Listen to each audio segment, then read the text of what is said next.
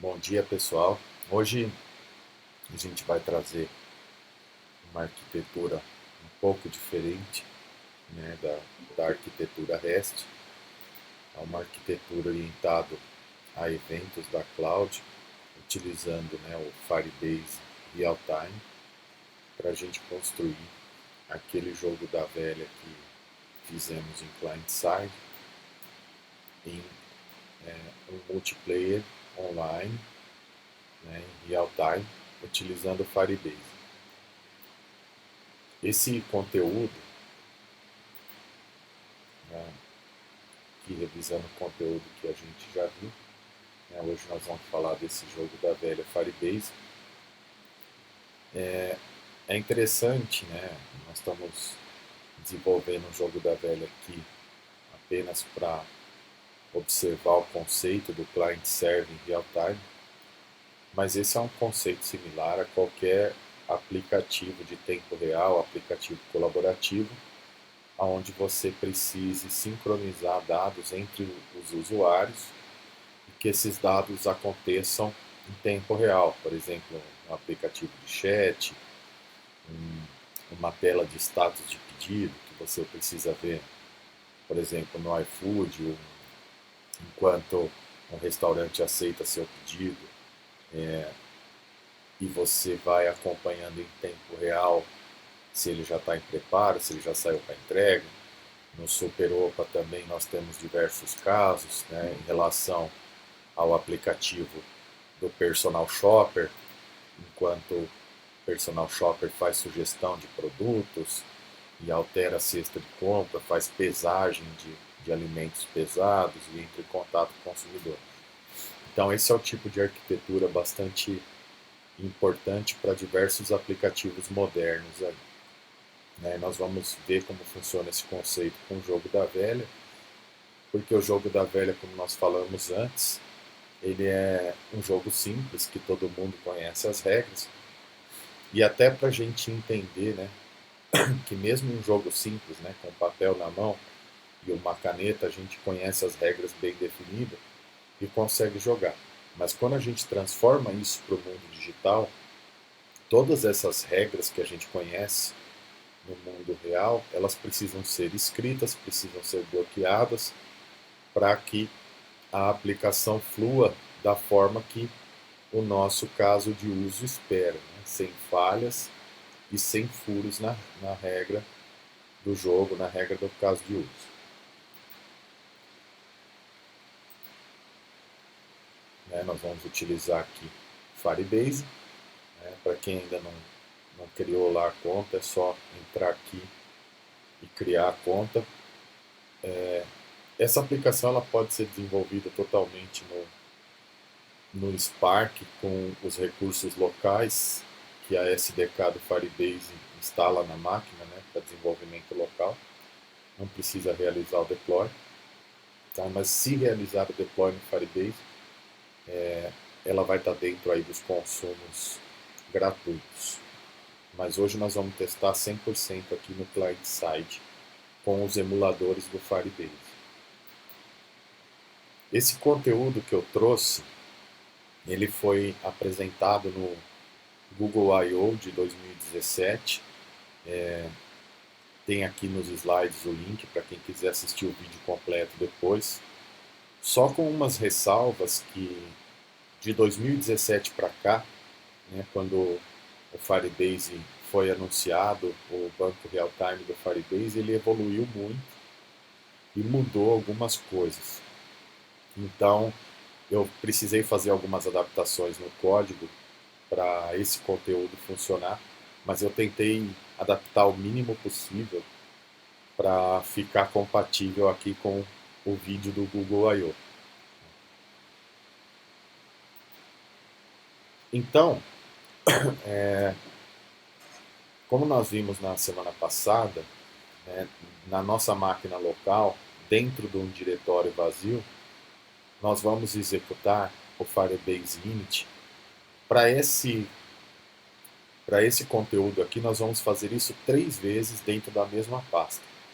Na primeira, a gente vai escolher o functions, porque nós vamos usar o Cloud Functions e vamos configurar o Firebase para o Function.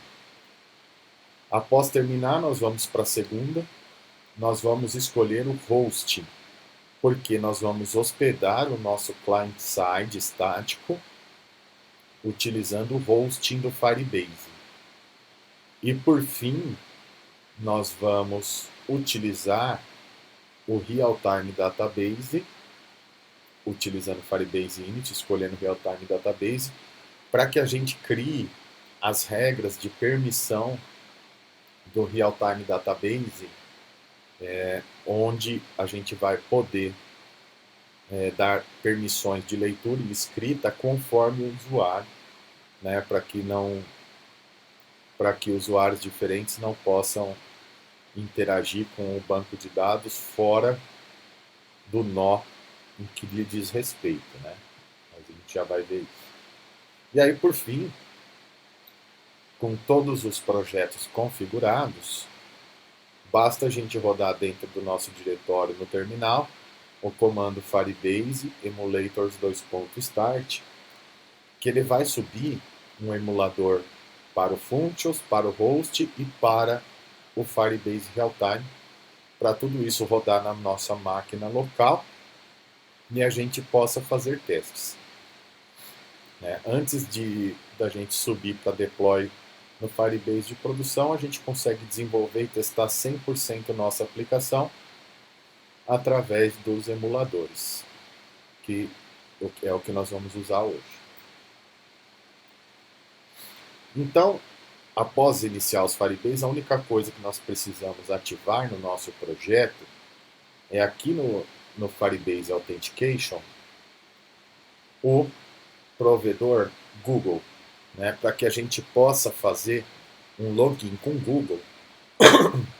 Mas note que aqui, tá, o Firebase ele permite o Auth com diversos provedores de autenticação, né, o Game Center, Microsoft Login, que é Skype, Xbox, etc., Facebook, login com Apple, login com Twitter, com Yahoo, com GitHub, com Google Play Games.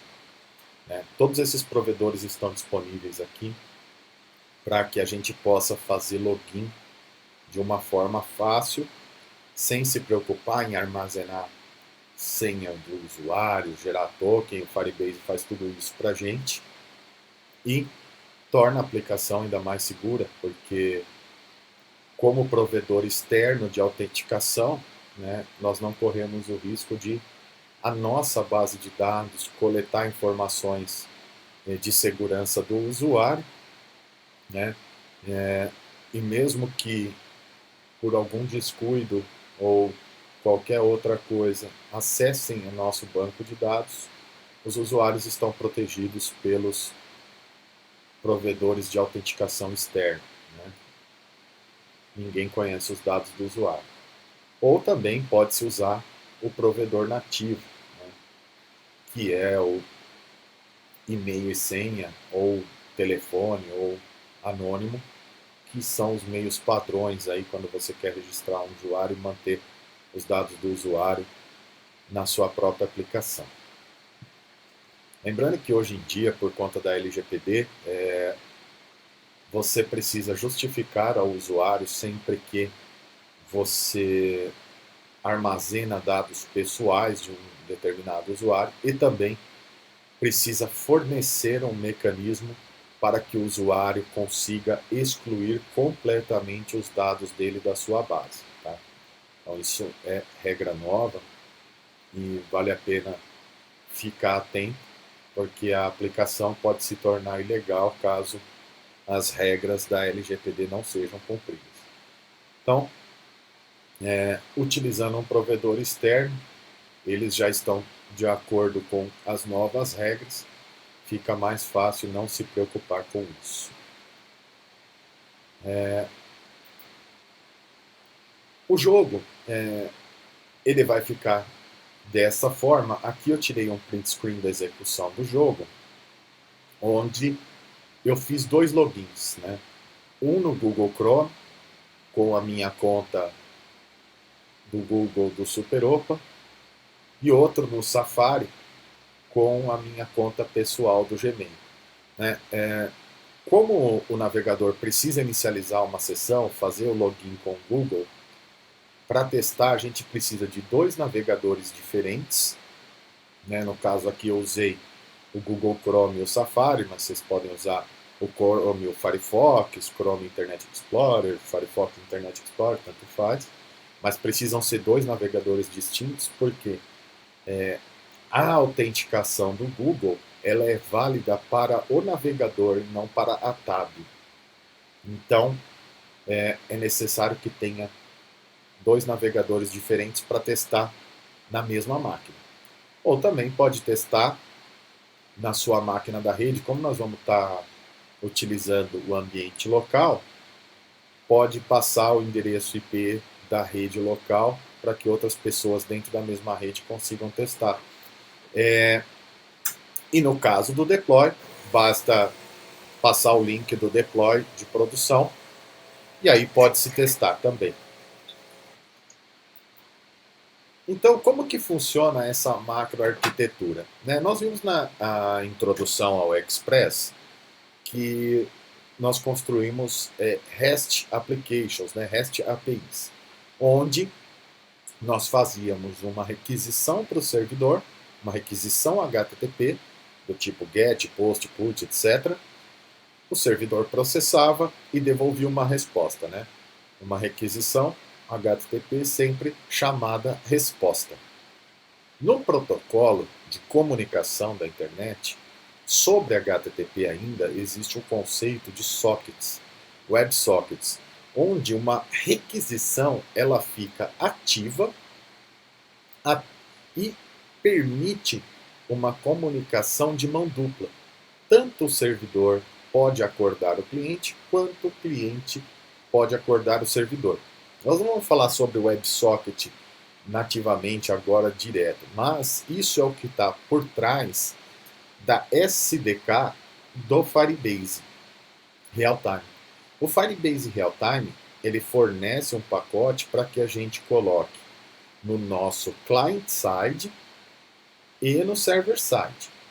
Este pacote do Realtime Database ele estabelece uma conexão de socket entre ele mesmo, o client-side e o server-side, e ele fica se sincronizando em tempo real.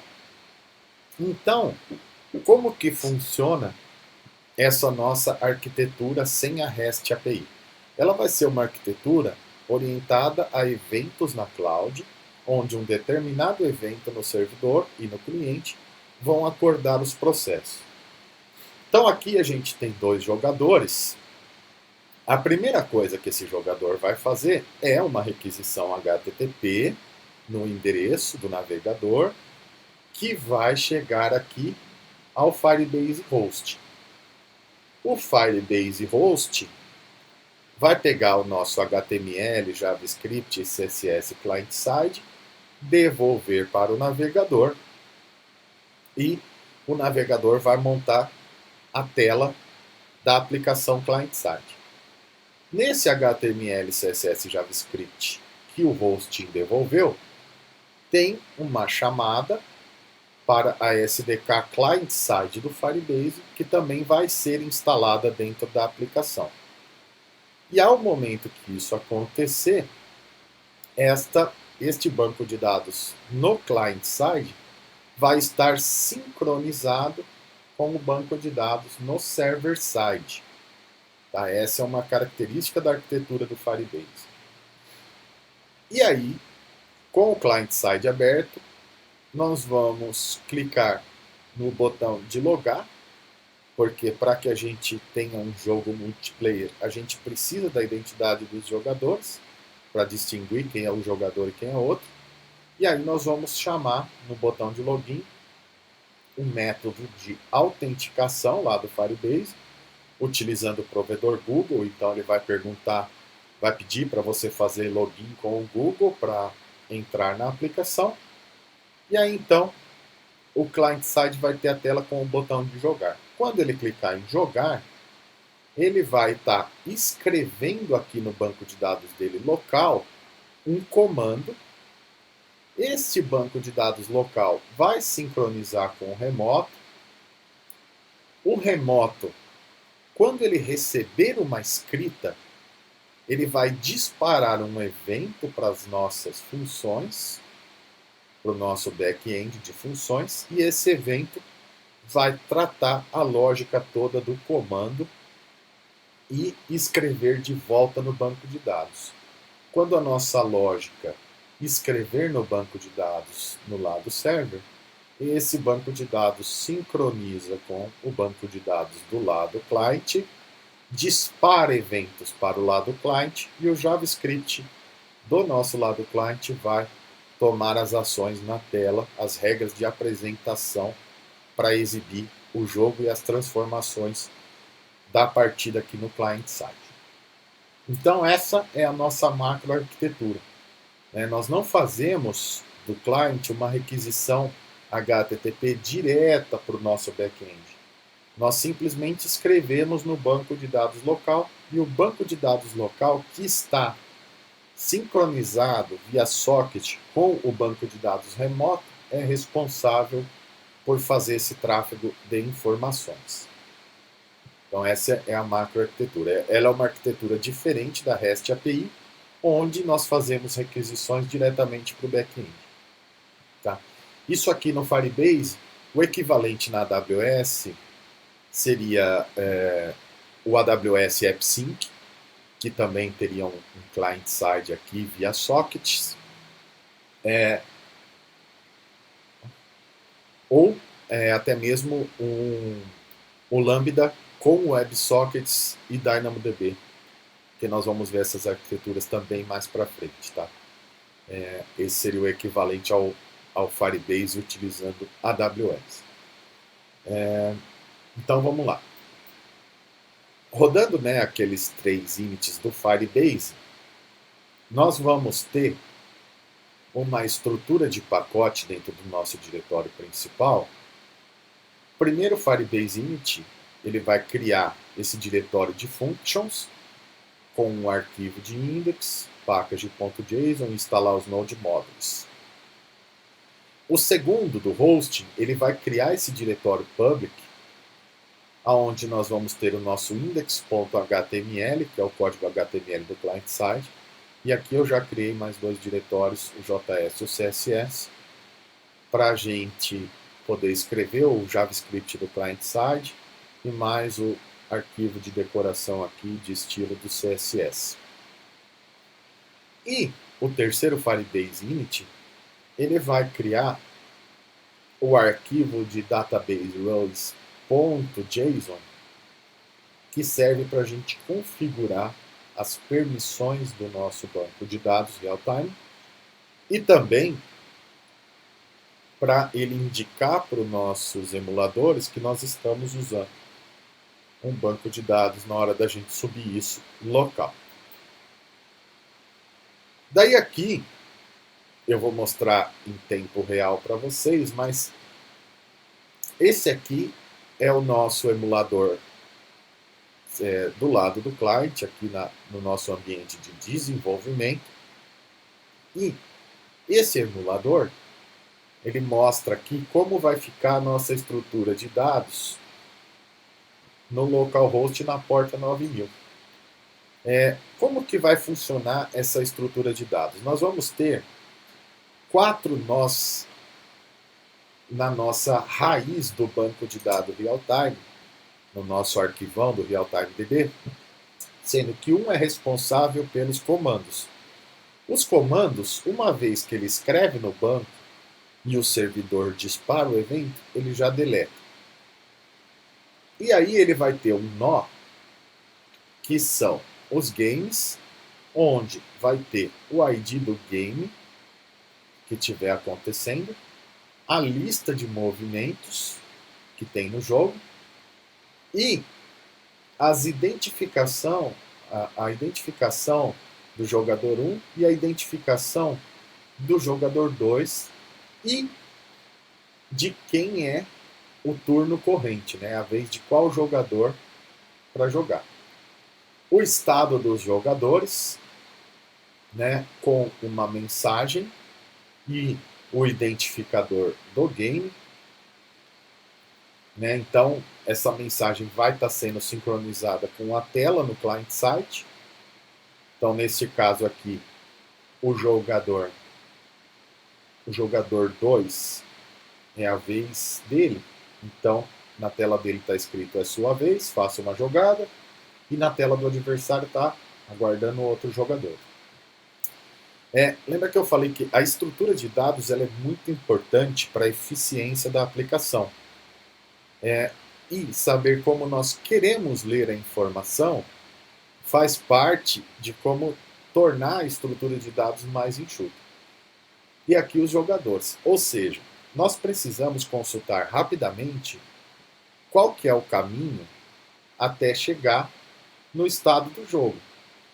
Então, /player states, o ID do jogador, o ID do jogador tem o estado dele facilmente. E no caso do game, eu tenho o ID do game, eu tenho a estrutura do jogo inteiro aqui. Então, quando eu estiver lendo ou escrevendo no banco de dados para essa partida, eu tenho o caminho completo para escrever.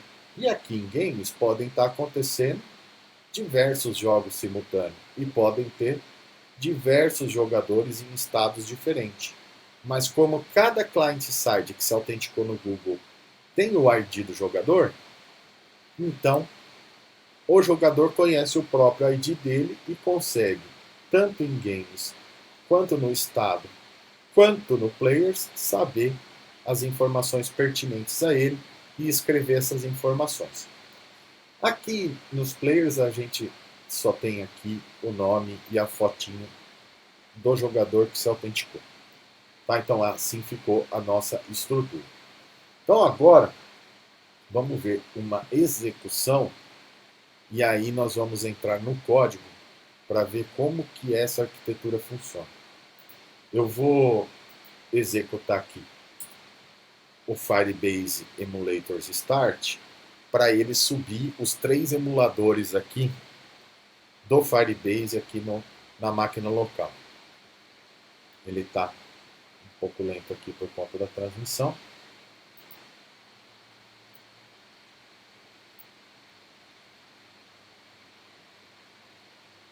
Mas ele vai subir aqui.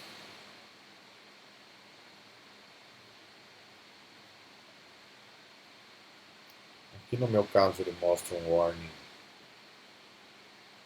porque o meu node aqui é 14 e ele está executando o código no node 16.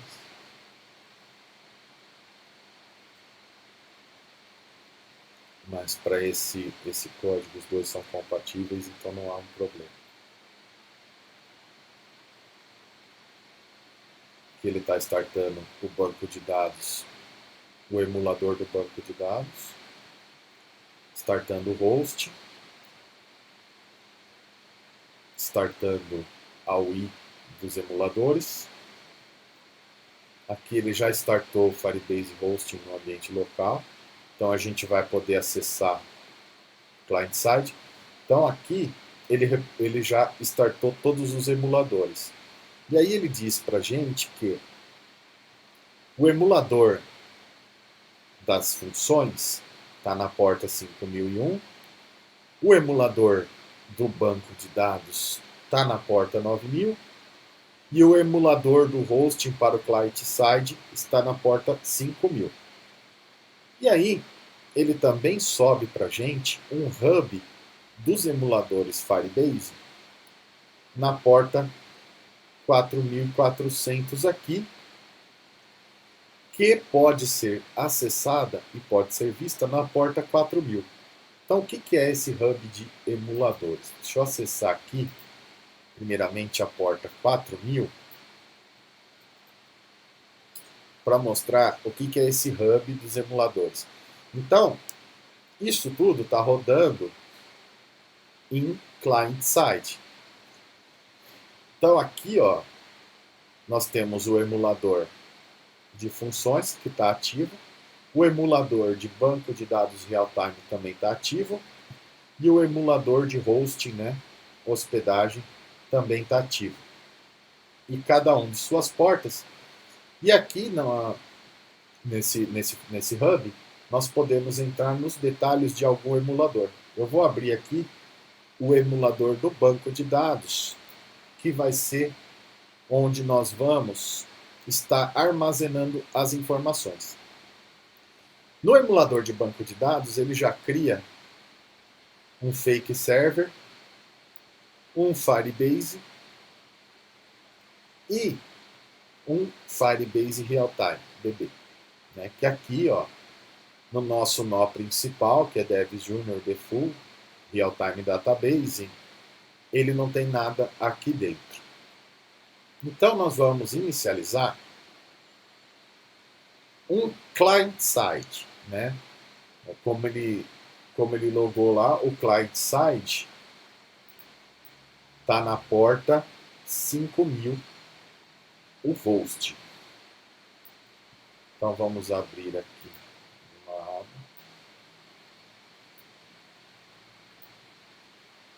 A tela do jogo é pequenininha. Então, ao abrir o client-side, vocês vão ver que o banco de dados vai estar sendo afetado no sincronismo da informação.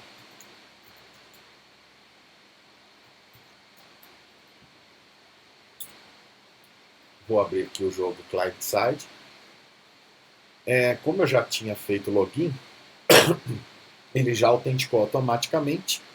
E note que aqui no banco de dados ele já criou nó players, ou seja, porque ele já fez o login e já autenticou e armazenou aqui no nó players o ID deste jogador,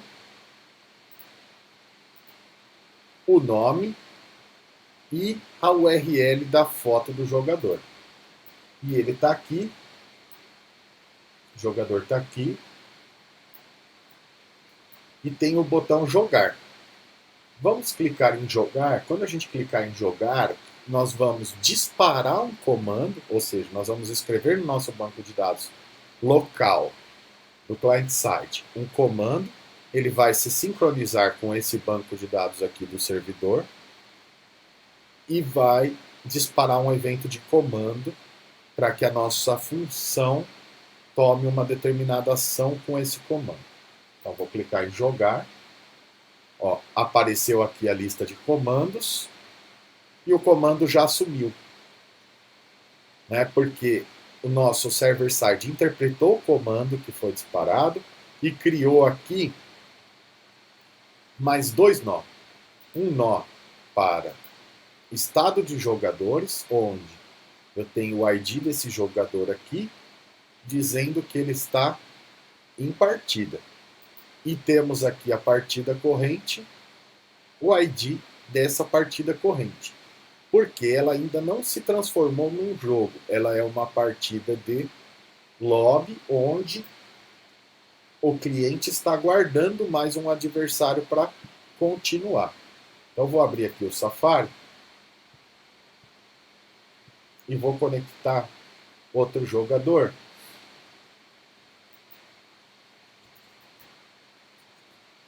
Esse Safari já está logado com o meu conta do Google pessoal. Ó, note que aqui o Firebase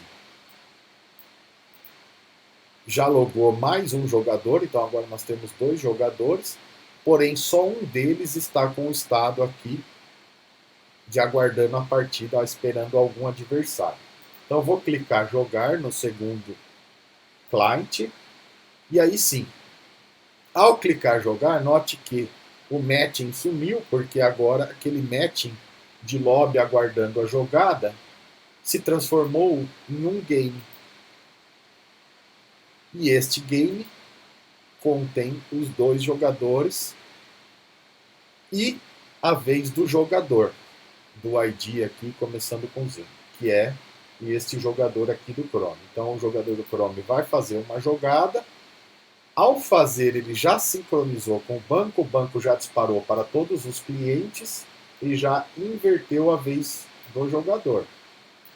Então agora esse jogador do Safari vai fazer uma jogada, o banco de dados já recebeu a informação, já sincronizou com outro cliente. E assim por diante.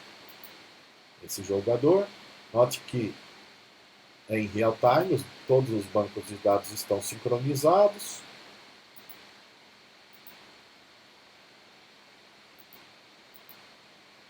E aqui a gente tem o fim do jogo. Né? Então, esse jogador venceu, a mensagem que estava lá no estado do player, ó, o adversário venceu, no caso desse player, e no caso desse aqui, você venceu. Então, os dois IDs dos jogadores tem para um você venceu e para outro o adversário venceu, que está sincronizado com os dois clients. Né? Então, dentro deste client aqui, a gente tem um banco de dados sincronizado com o do server e a mesma coisa aqui. Este client escreve no server, o server escreve de volta nos dois clients. Este client escreve no server e o server escreve de volta nos dois clients e a gente tem aqui um jogo multiplayer em tempo real. Tá? Então, eu vou fechar aqui os clients, vou parar o emulador para a gente poder entender. Para parar o emulador, basta a gente dar um Ctrl C e aí então todos os emuladores estão parados.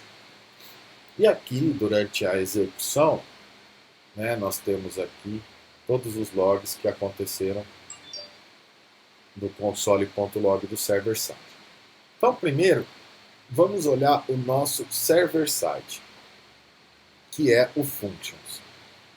Eu não distribuí isso em camadas para manter a originalidade lá da proposta do Google I/O de 2017.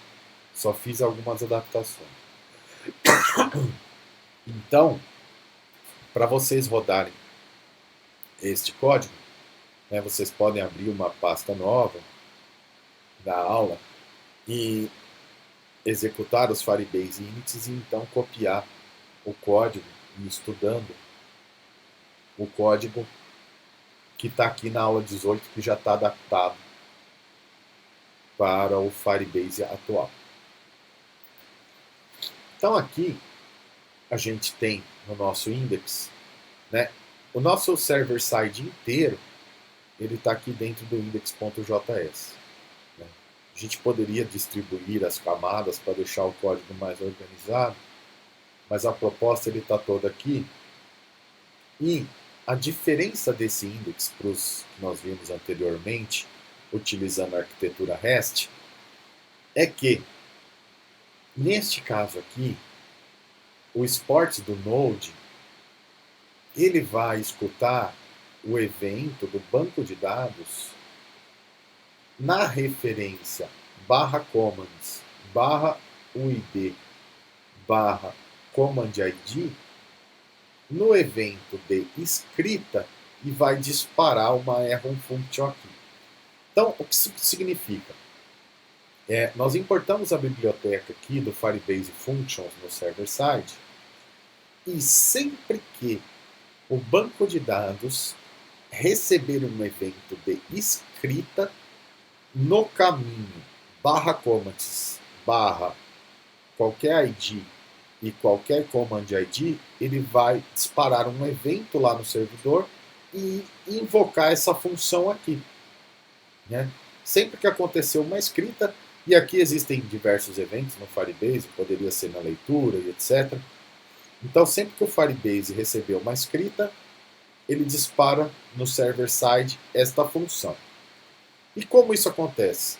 Lá no client-side, que a gente vai ver aqui no game.js, ele escreve um comando no banco de dados que sincroniza com esse banco de dados do servidor. E aí, quando esse comando é escrito aqui no /commands, na raiz da estrutura do nosso arquivo JSON, lá do Firebase, ele dispara esse evento. E aí nós vamos pegar dos parâmetros, né? Ele dispara esse evento de escrita E esse evento de escrita, ele passa dois parâmetros, o evento e o contexto. E nós pegamos esses dois parâmetros como argumentos aqui da nossa arrow function para escrever a nossa função aqui. Aí a primeira coisa, nós vamos pegar o ID do parâmetro e o ID do comando que foi dado. Nós vamos ver, caso esse evento, após, né, o evento, ele é dividido em before e after a escrita. Né? Então, quando o Firebase recebe uma escrita, ele vai passar dentro do evento os dois estados. Como ele estava antes e como ele estava depois que a escrita aconteceu. Para a gente, o que importa aqui é o depois, é o after. Então, nós vamos ver se o depois existe. Se ele não existir, né, exclamação na frente, a gente está negando o if. Se ele não existir, nós vamos dizer que o comando foi deletado e simplesmente vamos sair da função. Vamos ignorar esse evento aqui. Caso contrário, nós vamos pegar qual foi o comando, usando a função val do evento dentro de after. A gente coloca aqui no console o comando, só para a gente poder... Aqui um exemplo do que foi impresso no console, ó, quando um comando veio move. Nós vamos pegar o comando, vamos imprimir aqui no console, ó, comando tal, ID e tal. Como foi, ó, comando move, ID do usuário e ID do comando. Aí então, nós vamos fazer um switch em cima do nome do comando para saber que tipo de comando foi que o client-side escreveu no banco. Se for do tipo match, nós vamos chamar a nossa função match. Se for do tipo move, né, fez uma jogada, nós vamos chamar a nossa função move. E se for do tipo check-in, o usuário fez o login do Google, nós vamos chamar a nossa função check-in. Então, e após a gente interpretar o comando que foi escrito no banco de dados, nós vamos apagar o comando. Nós vamos apagar esse comando porque não nos interessa ficar armazenando o comando. Ele foi usado apenas para que o nosso banco de dados disparasse esse evento. E aí, então, nós vamos executar uma promise.all que isso significa, de maneira assíncrona, nós vamos retornar esse evento depois que a lista de funções tenha acabado de processar. Por que isso é importante?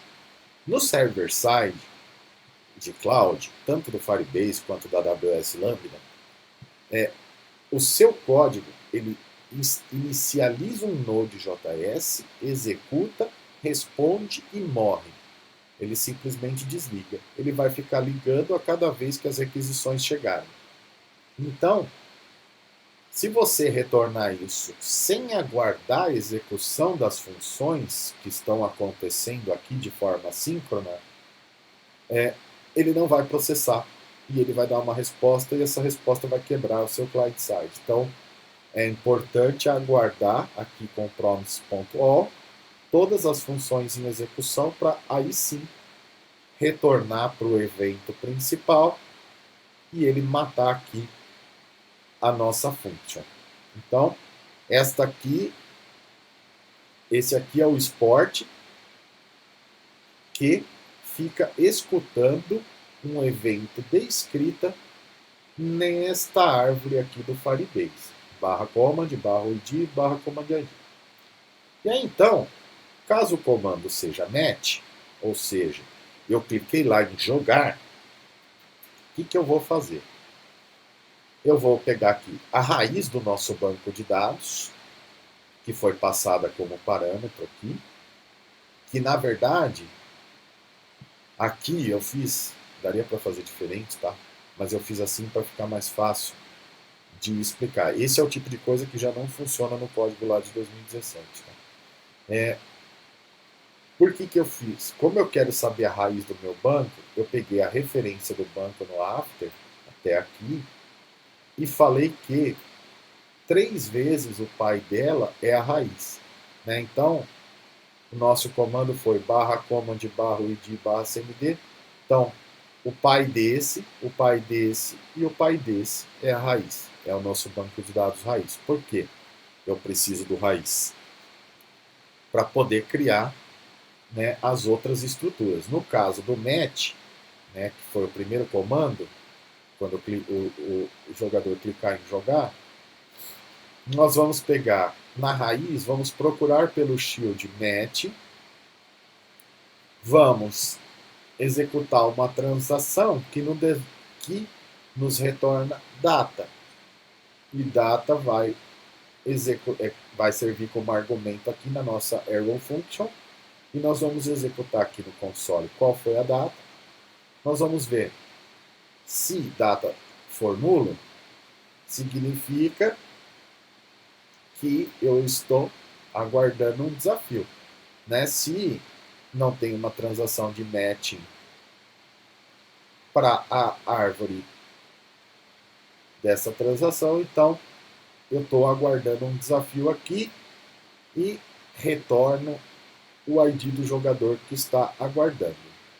Caso contrário, eu vou pegar o jogador 1, o ID do jogador 1 está em data, o jogador 2 vai ser igual ao ID, né?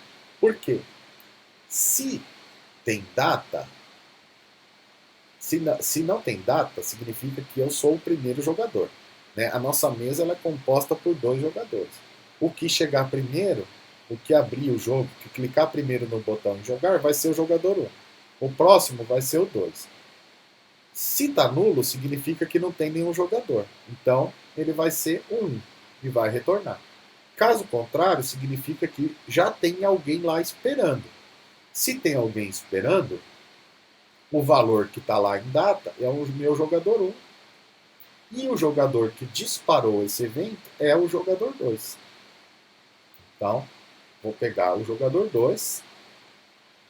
Aqui a gente faz uma checagem de segurança, apenas para saber se não foi o mesmo jogador que clicou 2 vezes ou está no mesmo navegador e vai gerar algum erro. Ele verifica se o ID do jogador 1 é igual ao jogador 2. E aí ele retorna um erro aqui que o jogador tentou desafiar a ele próprio. Caso contrário, está tudo certo. Ele vai dizer aqui que está sendo desafiado o jogador 1 pelo jogador 2 e vai retornar um objeto vazio. Aqui, a nossa transaction, ela é um método de child do banco de dados que espera 2 argumentos. O primeiro é a função e o segundo é o fallback, o resultado. Então, para o segundo argumento de transaction, nós vamos passar outra arrow function, onde ela pode receber um desses 3 argumentos. Erro, comitado, ou seja, foi para o banco, e snapshot, ou a fotografia do registro no banco de dados. Então, se erro vier populado, significa que deu pau na hora de escrever lá no banco. Então ele vai jogar para cima essa exceção, dando um throw erro.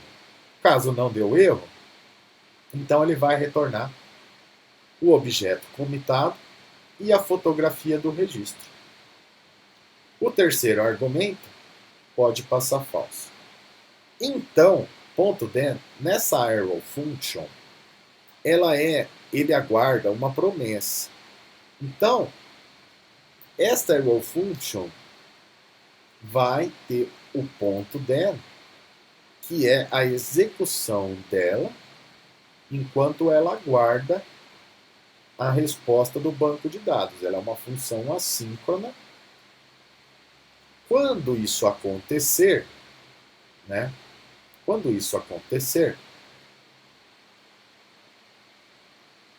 ele vai responder um resultado. Esse resultado nós vamos utilizar para escrever mais uma arrow function, Isso pode parecer um pouco confuso agora, mas amanhã eu vou, caso a gente tenha terminado aqui o jogo, acho que não, amanhã nós vamos continuar e depois nós vamos fazer uma revisão, tá? Sobre promises, callbacks, assíncrono, e isso vai ficar bem mais claro para você. Porque aqui ele tem um nível de complexidade grande porque ele encadeou aqui várias promessas uma na outra e pode ficar um pouco difícil. Mas com calma, vocês olharem o fluxo, depois eu vou desenhar também no diagrama para ficar fácil de entender. Nesse DEN aqui, então ele vai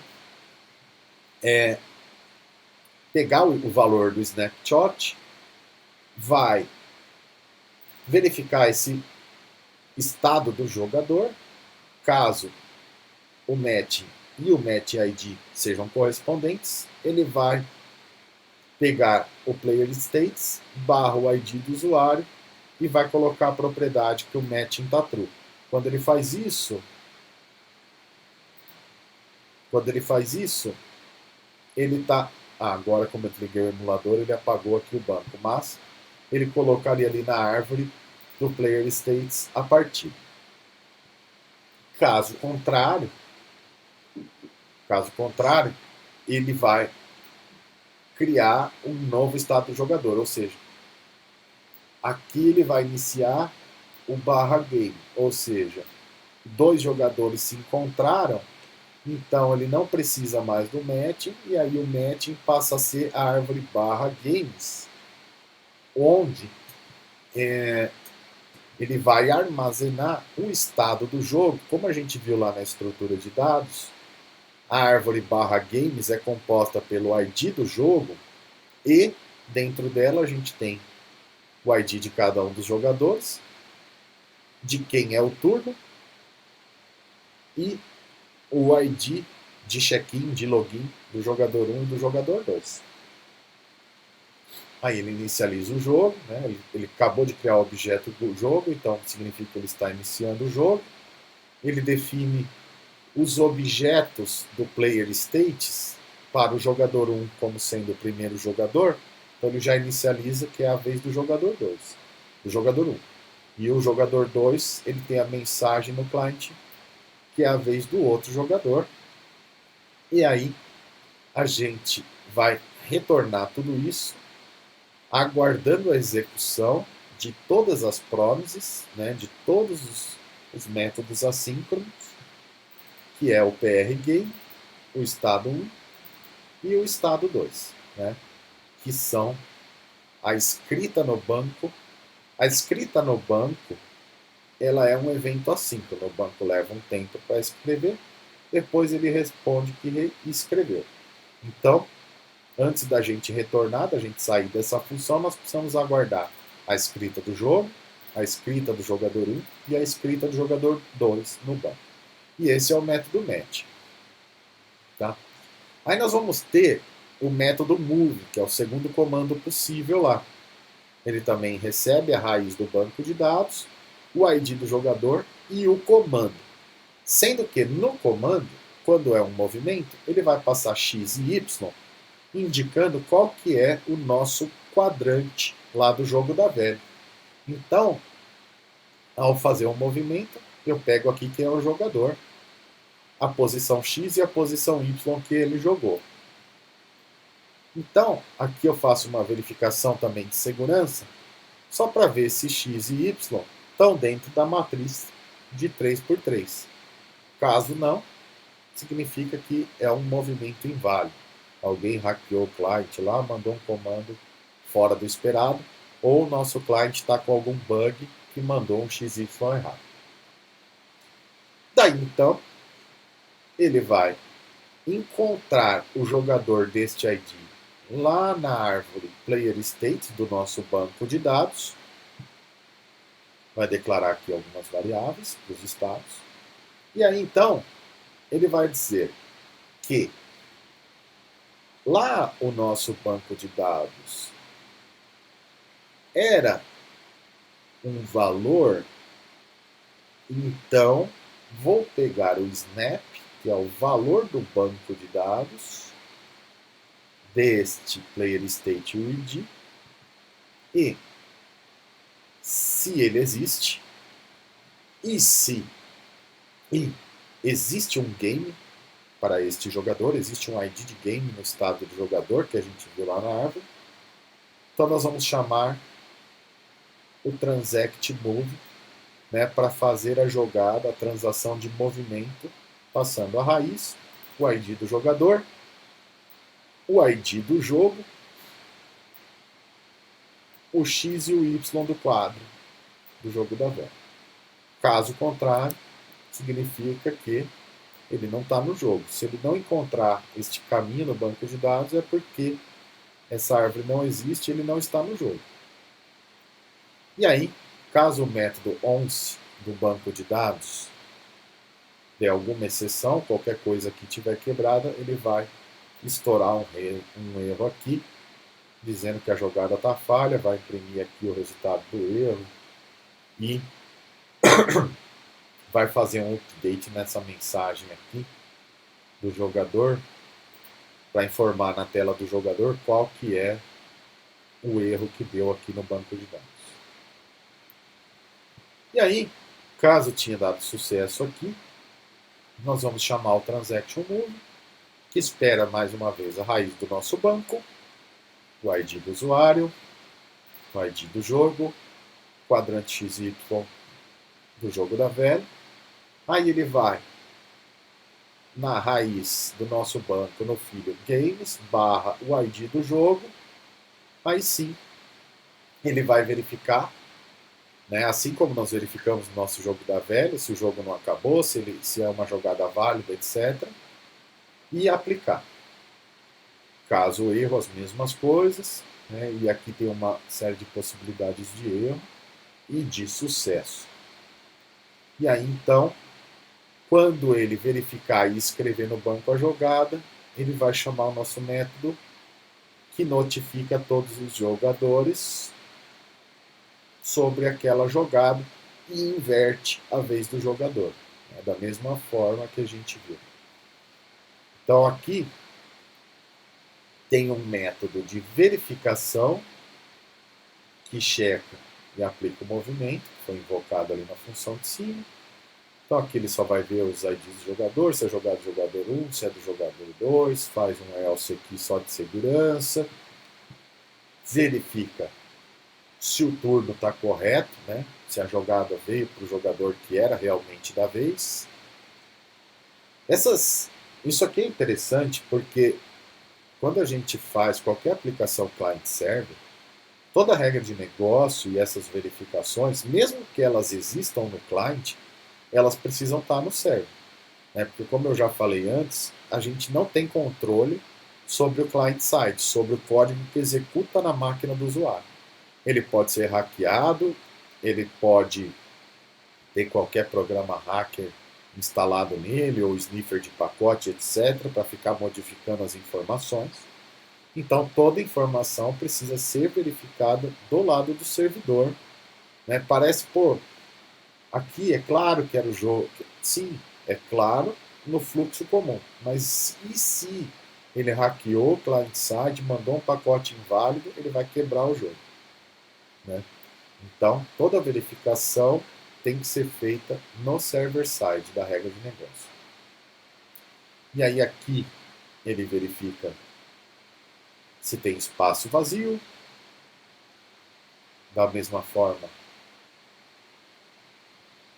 se o jogador tentou colocar uma peça no lugar que já está ocupado, né, ou X ou bolinha numa posição que já existe.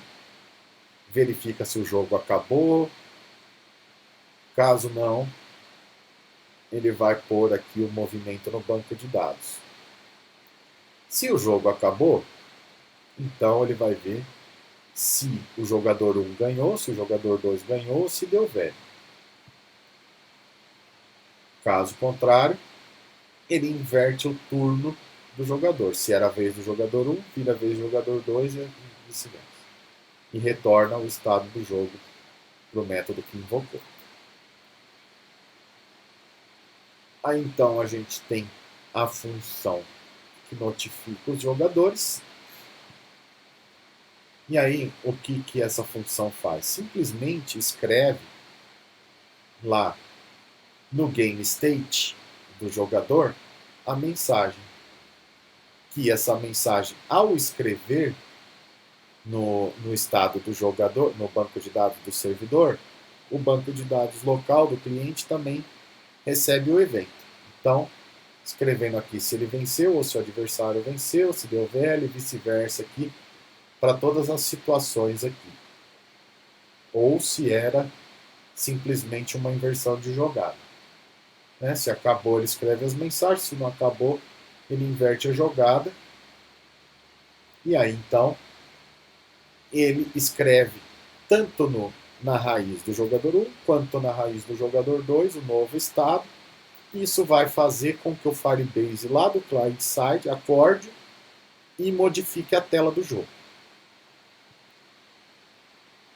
Aqui nós temos a função de check-in, que simplesmente serve para a gente criar um player state com o ID do jogador, para a gente criar uma identidade do jogador. Tá? E aqui, a transact check-in, ela serve para a gente ver no jogo o ID e escrever um novo ID do jogo e o estado do jogo com base no jogador. E também tem uma função utilitária aqui, que é o check player timeout, que ela vai estar escrita aqui para caso, após um determinado período de tempo, se não acontecer uma jogada, ele vai entender que um dos jogadores fechou o navegador, né, desistiu ou saiu da partida, e para o outro jogador não ficar no limbo, ele vai disparar um evento de timeout dizendo que um dos dois jogadores saiu. Aqui nós temos uma matriz, né? Dessa vez a proposta trouxe para o jogo da velha. Lembra que lá no primeiro jogo da velha eu falei, pô, existem diversas maneiras da gente escrever a regra de negócio do jogo da velha. Essa proposta aqui é uma proposta diferente. Ele já trouxe a matriz montada, onde ele traz x e y como vetor dentro de cada uma das listas vertical, horizontal ou diagonal. Isso aqui, em termos de armazenamento, é mais custoso. Mas na hora de rodar a lógica para verificar o vencedor, acaba se tornando mais simples e isso deixa o algoritmo mais eficiente. Então aqui, no algoritmo de verificar o final do jogo, vai ter um for iterando o objeto is, que é essa matriz aqui, e vai fazer as verificações nos devidos quadrantes para ver se houve um vencedor. Depois ele vai fazer um outro for para saber se existem espaços vazios. E aí então ele retorna que deu velha. Caso não existam espaços vazios, mas também não houve um vencedor, deu velho. Caso exista um vencedor, retorna quem é o vencedor. E isso aqui é o nosso server-side. Tá? Então, ao ser disparado o evento de escrita na nossa arquitetura, esta função server-side é invocada e toda a regra, né, toda a regra está escrita aqui nela, nesse arquivo índice. Né? Então, toda essa regra. Então, como isso aconteceu, um comando foi escrito aqui no client-side, sincronizou com o server-side e disparou esse evento e acordou aquela função toda. Aí ele processou tudo isso, escreveu de volta aqui no banco de dados do lado do servidor, como ambos estão sincronizados, ele acordou os dois clients com um registro novo. Então amanhã a gente vai ver o que aconteceu aqui enquanto as escritas aconteceram no server-side, aqui no client-side. E depois vamos rever toda essa questão de assíncrono no JavaScript. Então, por hoje é só, pessoal. Amanhã a gente continua com o client-side e aí a gente parte para as dúvidas, né, principalmente sobre essa parte assíncrona, que eu sei que deve ser a parte mais complicada para vocês entenderem agora. Em relação ao fluxo, a gente já viu bastante coisa similar. O que nós vamos fortalecer o conhecimento na parte assíncrona. Então, obrigado pela presença de todos e até amanhã.